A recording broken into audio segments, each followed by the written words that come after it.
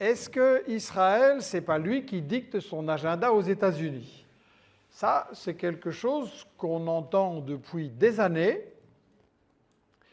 On l'avait abordé dans le livre Israël, parlons-en en 2010, qui est le premier que j'ai consacré à la question.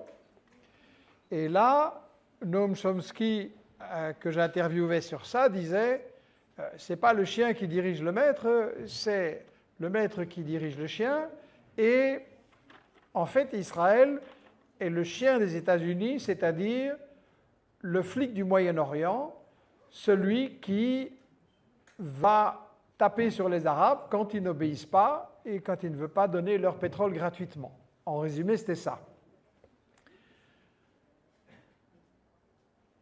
Ce qui détermine qui commande qui, c'est le rapport de force et fondamentalement, c'est l'économie.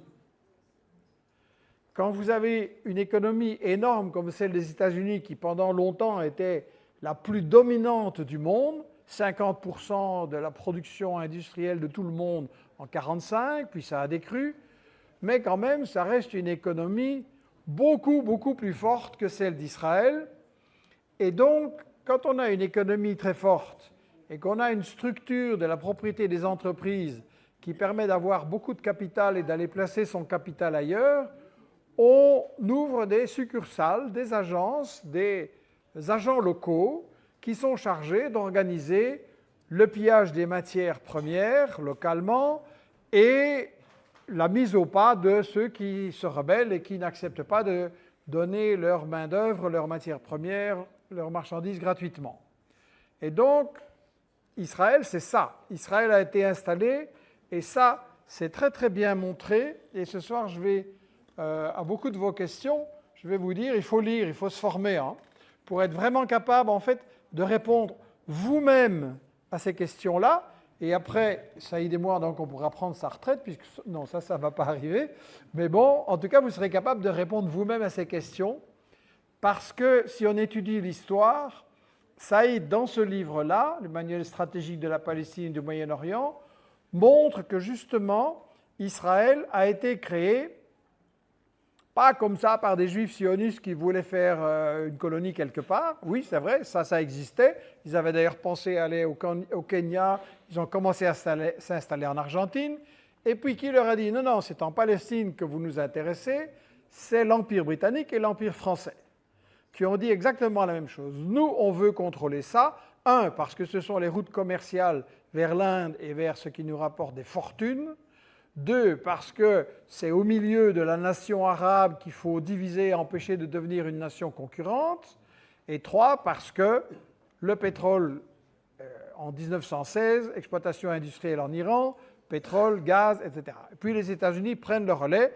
Et aujourd'hui, les États-Unis, pour des raisons de route commerciale, a bloqué la Chine.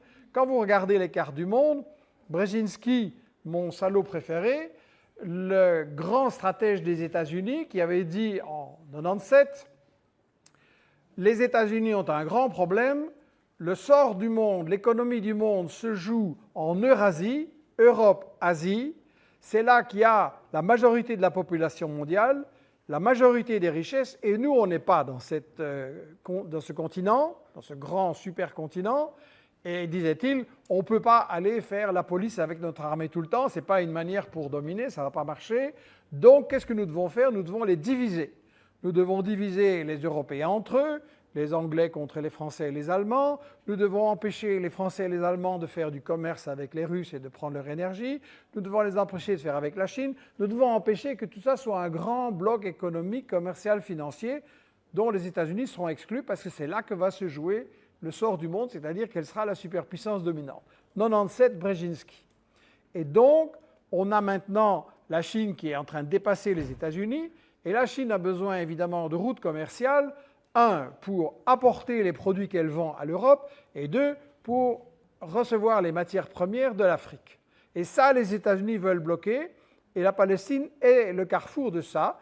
D'ailleurs, Netanyahou l'a montré à l'ONU avec son fameux dessin, là, où la Palestine disparaissait, il n'y avait plus qu'Israël, et il disait, voilà, nous sommes l'agent des États-Unis pour les aider à contrôler ces routes commerciales.